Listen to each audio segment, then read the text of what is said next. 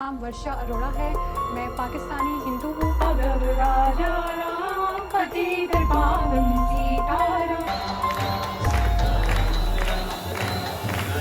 क्या आपको मालूम है पाकिस्तान में सबसे बड़ा हिंदू मंदिर कौन सा है? पाकिस्तान में हिंदू किसकी पूजा करते हैं? पाकिस्तान में सबसे पावरफुल हिंदू कौन है? और क्या आपको मालूम है एक दिन अचानक से ही पाकिस्तान के एक बहुत ही प्रसिद्ध मंदिर से भगवान शिव, भगवान राम और हनुमान जी की मूर्तियां गायब हो जाती हैं। अब पाकिस्तान में होने वाली इस तरह की घटनाओं पर आमतौर पर तो कोई नजर नहीं डालता, लेकिन इस बार सुप्रीम कोर्ट बौखला गई। उसने सरकार को फटकार लगाई और कहा कि जल्द से जल्द वहां पर मूर्तियां स्थापित होनी चाहिए, वरना अच्छा नहीं होगा। ऐसे में सवाल यह आता है कि पाकिस्तान जैसे मुस्लिम कट्टरपंथी देश में हिंदू मंदिर से गायब हुई मूर्तियों को लेकर वहां का कानून क्यों कड़े कदम उठा रहा है?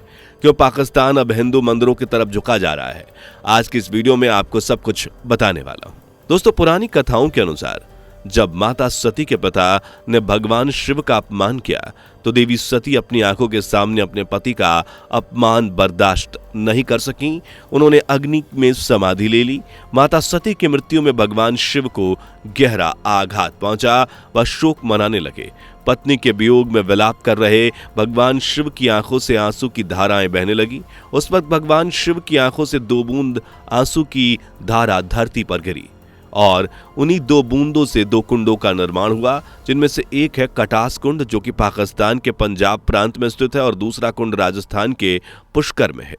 पाकिस्तान में मौजूद कटास कुंड वही जगह है जिसे परिसर से गायब हुई मूर्तियों की वजह से पाकिस्तान का सुप्रीम कोर्ट नाराज था। वैसे दोस्तों, इसकी एक कहानी महाभारत से भी जुड़ी हुई है। जब पांडव वनवास काट रहे थे तभी अपने अज्ञातवास के दौरान पहचान छिपाने की वजह से पांडव भटकते भटकते इस मंदिर की तरफ आ गए। उस वक्त इस मंदिर के कुंड पर यश का अधिकार था।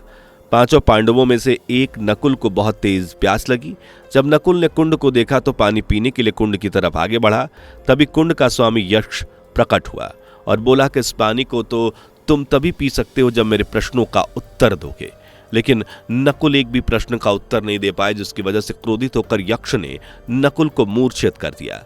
एक एक करके सहदेव, भीम और अर्जुन भी मूर्छित हो गए। लेकिन फिर अंत में जब अपने भाइयों को ढूंढते ढूंढते युधिष्ठिर कुंड के पास पहुंचे तो उन्होंने यक्ष के सभी प्रश्नों का उत्तर दिया और यक्ष ने खुश होकर युधिष्ठिर के सभी भाइयों को वापस जिंदा कर दिया। इस मंदिर को लेकर एक और कहानी प्रचलित है, जिसके अनुसार इस मंदिर में भगवान श्री कृष्ण ने इसे बनवाया था और यहाँ पर एक शिवलिंग स्थापित कर इसकी पूजा भी करी थी। इस मंदिर को सतग्रह के नाम से जाना जाता है। सतग्रह का मतलब 7 जगहों में से है। इस मंदिर के कॉरिडोर में 1 नहीं, 2 नहीं, बल्कि पूरे 7 मंदिरों का एक चेन है। 7 में से 3 मंदिर भगवान शिव, श्री राम और हनुमान के हैं। यहाँ के मंदिरों के स्टाइल पर कश्मीरियत का प्रभाव है। इन मंदिरों की छत पर लगे पिलर काफी शार्प हैं। इस मंदिर की दीवार पर बनी कलाकृतियां देखकर आपकी आंखें खोली की खोली रह जाएंगी। आपको जानकर आश्चर्य होगा कि इस पूरे इलाके में न केवल हिंदू धर्म के ढेरों चिन्ह हैं, बल्कि यहाँ जैन, बौद्ध, सिख धर्म की बहुत सारी निशानियां हैं। इसमें बौद्ध शासन और हिंदू शाही वंश के बने बौद्ध स्तूप, हवेलियां और मंदिर शामिल हैं। कॉरिडोर के अंदर एक प्राचीन गुरुद्वारा भी है। कहा जाता है कि जब गुरु नानक देव दुनिया की यात्रा पर निकले थे तो उन्होंने अपने रहने के लिए इस घर पर एक जगह बनाई थी। इस जगह पर नाथ संप्रदाय को शुरू करने वाले गोरखनाथ भी आए थे। अभी अभी आई एनिमल मूवी का गाना अर्जन वैली तो याद ही होगा।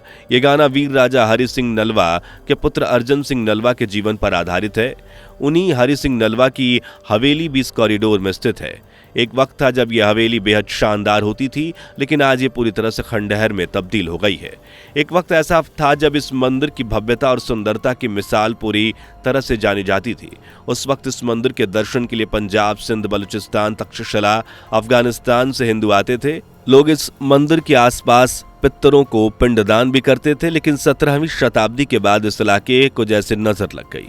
अचानक से इस इलाके ने मुगलों के आक्रमणों को झेलना शुरू किया। भारत का वेस्टर्न बॉर्डर, जहां आज कटास राज मंदिर है, लगातार मुगलों के आक्रमण का शिकार रहा।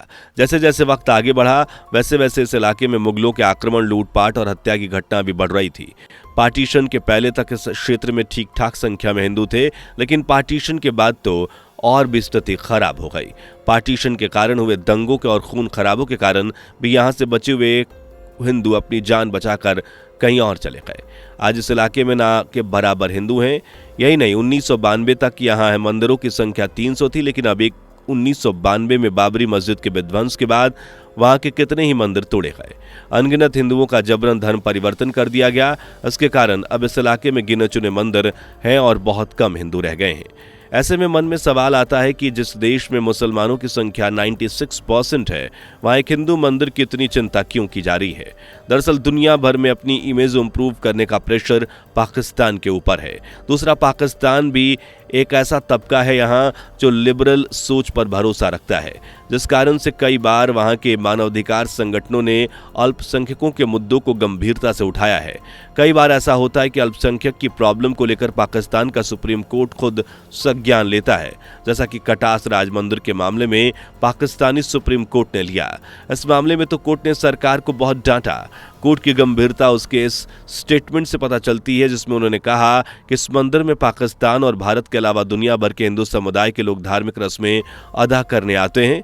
अन्य मंदिरों में मूर्तियां नहीं होंगी तो वो पाकिस्तान में रह रहे अल्पसंख्यक हिंदुओं के बारे में क्या धारणा बनाएंगे। इस प्रेशर ग्रुप के दबाव में और अंतर्राष्ट्रीय छवि को इंप्रूव करने के लिए ना जाने कितनी बारी पाकिस्तान की सरकार ने इस मंदिर तीर्थ को काबिल बनाने का जिम्मा उठाया। अब देखो कोर्ट की फटकार के बाद ये लोग क्या करते हैं। तो दोस्तों, ये थी पाकिस्तान में मौजूद हिंदू मंदिर की पूरी सच्चाई।